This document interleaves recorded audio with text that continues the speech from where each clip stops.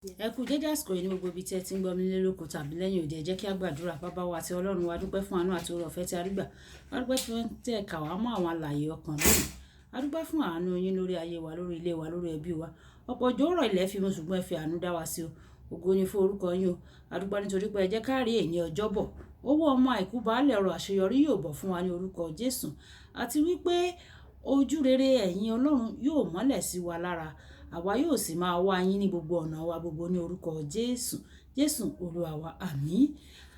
Ìwé ọ̀run ṣíṣí tí a ti ọwọ́ olùṣọ́-àgùntàn Enoch Adeboye kọ ní ọjọ́bọ̀ ọjọ́ kẹtàdínlógún oṣù keje. Ọjọ́bọ̀ ọjọ́ kẹtàdínlógún oṣù keje. Àkòrí tí a ó gbéyẹ̀wò sọ wípé àwọn tí wọ́n ń wá Olúwa. Àwọn tí wọ́n ń wá Olúwa. Ó mú Bíbélì kíkà wá nínú ìwé orin Dáfídì orí ìkejìléníogójì ẹsẹ̀ ìkíní. Ìwé orin Dáfídì orí ìkejìléníogójì ẹsẹ̀ ìkíní tí ó kà báyìí pé bí àgbòrín ti ń mí ẹlẹ sí ipa odò, bẹ́ẹ̀ ni ọkàn mi ń mí ẹlẹ sí ìwọ Ọlọ́run.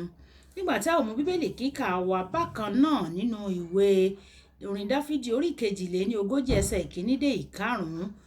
Ìwé orin Dáfídì orí ìkejìléníogójì ẹsẹ̀ ìkíní dé ìkarùn-ún tí ó kà báyìí pé bí àgbòrín ti ń máa ń mí ẹlẹ sí ipa odò Ọlọ́run, bẹ́ẹ̀ ni ọkàn mi ń mí ẹlẹ sí ọ. Òǹgbẹ Olúwa ń gbé ọkàn mi ti Ọlọ́run alààyè. Nígbà wo ni èmi yóò wá tí èmi yóò sì yọjú níwájú Ọlọ́run? Omijé ni oúnjẹ mi ní ọ̀sán àti ní òru, nígbà tí wọ́n wí fún mi nígbà gbogbo pé Ọlọ́run rẹ á dà.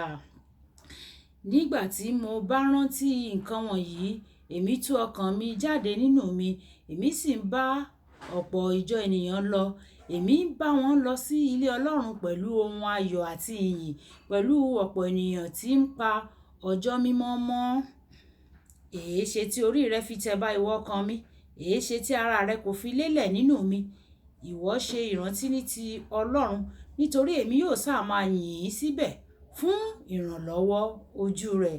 Kí Olúwa kó bùkún kíkà àti gbígbọ́ ọ̀rọ̀ rẹ̀ wáyé. Jẹ́ kí a tẹ́tí bẹ̀rẹ̀ jẹ́ láti gbọ́ ohun tí olùṣọ́-àgùntàn Enoch Adeboye ní fún wa ní èní ọjọ́bọ̀. Àwọn tó ń wá Ọlọ́run ni àwọn tí wọ́n ní ìtura pẹ̀lú òfin rẹ̀. Àwọn ènìyàn kò wá Ọlọ́run lónìí nítorí wọ́n jẹ́ aláìmọ̀ ohun tí yóò jẹ́ èrè wọn láti ọ̀dọ̀ rẹ̀, láti ọ̀dọ̀ ẹni tí gbogbo ìbùkún ti ń sàn wá. Dípò bẹ́ẹ̀, wọn kò ní ìtẹ́lọ́rùn pẹ̀lú àwọn ìbéèrè rẹ̀ lórí ohun tí wọ́n rí gẹ́gẹ́ bí ẹ̀tọ́ wọn láti pinnu bí wọ́n ṣe lè gbé ayé wọn.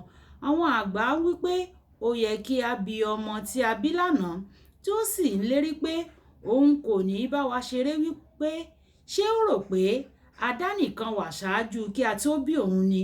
Ní ọ̀nà mìíràn ẹ̀wẹ̀, tí a kò bá wá ojú Ọlọ́run, àwa ni a pàdánù ọ̀pọ̀lọpọ̀ nǹkan o, kì í ṣe Ọlọ́run. Dáfídì nínú Bíbélì kíkà wa ti òní, ó fi ìdí tí òun fi ń wá Ọlọ́run, tí òun fi ń wá ojú Ọlọ́run múlẹ̀ nígbà tí ó wí pé ìwọ ṣe ìrètí ní ti Ọlọ́run, nítorí èmi yóò sáà máa yìn ọ́, olùgbàlà mi àti Ọlọ́run mi. Òun tún sọ pé èmi yóò gbé ojú mi sórókè wọn nì, níbo ni ìrànlọ́wọ́ mi yóò àti wá? Ìrànlọ́wọ́ mi yóò ti ọwọ́ Olúwa wá o, tí ó dá ọ̀run òun ayé. Ìwé orin Dáfídì